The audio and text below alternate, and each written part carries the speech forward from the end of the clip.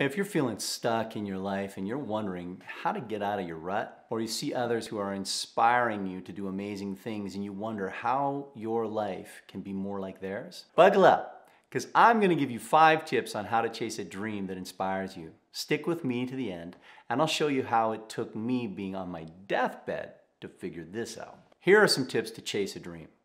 Number 1, acknowledge you are comparing yourself to others and identify that longing in yourself to be like them. Now, comparison can be a bad thing. You generally lose when you start comparing yourself to others because it'll put you in a position where you think you're better or you think you're worse. Neither of those stances is good for you. But when you look at somebody and you see what they're doing and you turn it from one of I'm not enough or I'm better to one of man, I admire what that person is doing. The admiration, that longing builds within you a desire to then emulate that behavior. So consider how you're comparing. Don't compare to prop yourself up. Don't compare to diminish yourself. Compare yourself to those that you feel inspired to emulate, that you admire, and know that within yourself you have the capacity to become like those you see. If you can do this, that's a really, really cool thing. And what happened to me in my space that led up to my deathbed was I was watching my older brother run 50-mile races in the Rockies. He was doing these adventure races that he would chart a way through the wilderness. They would do mountain biking, rock climbing, whitewater rafting, running all through the mountains in the Rockies on your own coordinates. There was no trail. You found your way to these check stations, and it was a lot of fun. I was not fit enough to do it, but I sure admired my brother doing it, and it inspired me to get in shape. I was overweight, out of shape, just kind of luffing along in a mundane life with no real inspiring dream. I was in the gray zone. Once I identified that longing within myself, it changed my interaction with that space. I began to feel there was something there. So the second thing that I did was to understand my value. So if you can understand your value and grasp onto what that is, that's a powerful thing. That gives you a platform upon which to build. Now, my brother is a great athlete. Great. He taught me a lot of things. I have been an athlete, to the extent that I am in my life, and I knew that I could match his capacity if I trained myself. I knew my value. I knew that I had that in me. So it gave me the ability to look at him with inspiration and admiration, long to do what he was doing, and then to say to myself, I know I have the capacity to do this. I was moving in a space that was familiar to me at this point because I was building on to my life in a place where I was in trouble. I was struggling, but I saw I wanted to make a change. I wanted to have a dream. I wanted to lift myself, and this is how I did it. I went into a space that I was confident first, not a place where I was not confident. Then, in private, I wrote down what it is I hope to be able to do. I wrote down, I want to write. I want to be able to run a 50-mile race. So tip number 3 is in private to write down a dream that is so audaciously embarrassing that you don't want to share it with others for fear of being laughed at. For me, that was running a 50-mile race. Anybody that looked at me when I first did my race, it was in my late 30s,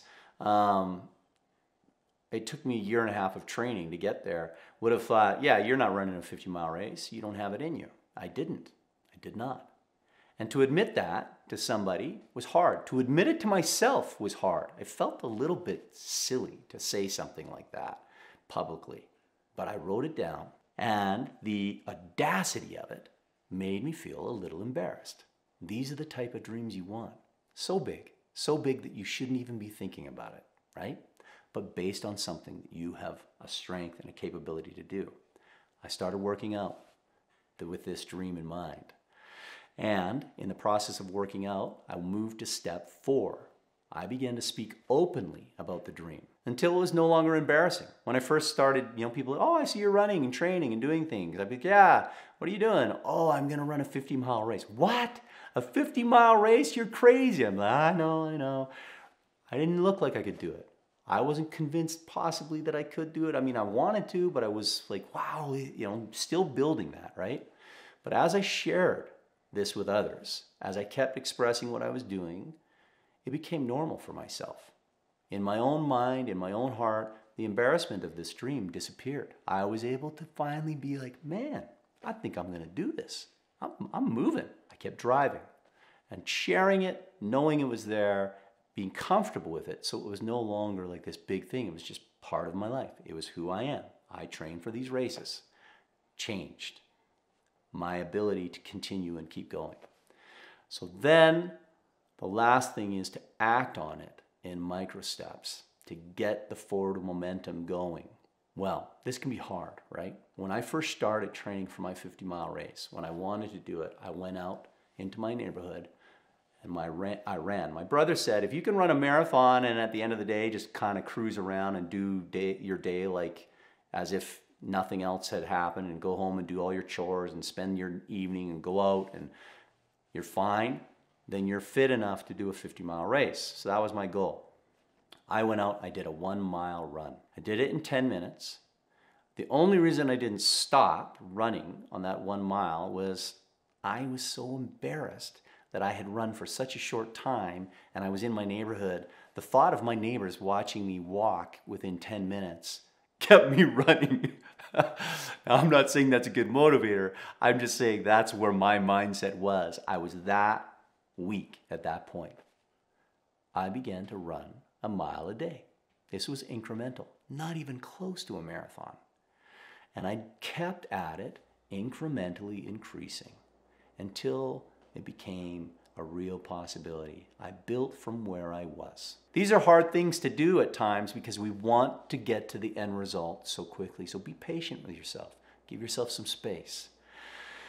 After this race a second time, I literally was lying in my bed.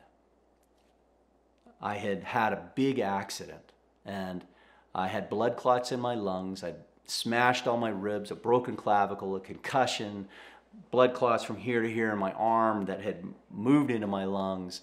And the doctor, when he was asked if I was going to make it through, if I was okay, he said, if he makes it through the night, he's got a really good chance. And as I lay there and I heard that story, I thought to myself, I'm not going to die. I'm fine. I wasn't worried at all. But what I thought to myself in that moment of looking at my death was, I've always wanted to start my own company, and I never have. And here I had trained for a race, and I had just accomplished something, and then I went for the second time, I got injured, and I had built some momentum.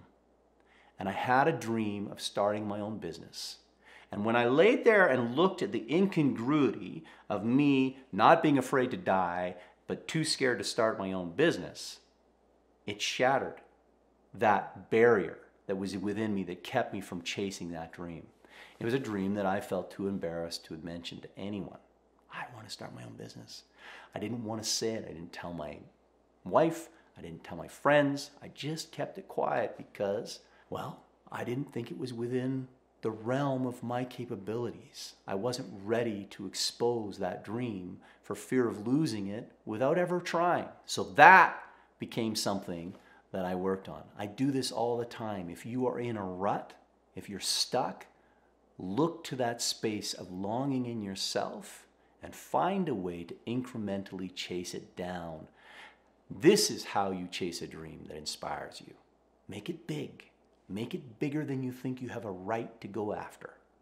And I promise the inspiration will drive you if you break it down in manageable steps. So, if you have trouble chasing a dream, I'd like to know why. Or if you have chased your dream and you keep yourself inspired and moving, tell me how you do it. If this is something that works for you, stick around because I've got another video coming up, losing track of your own desires. This can happen and it can derail you. Like, follow, subscribe. Thanks for hanging out. I'm James Burnham.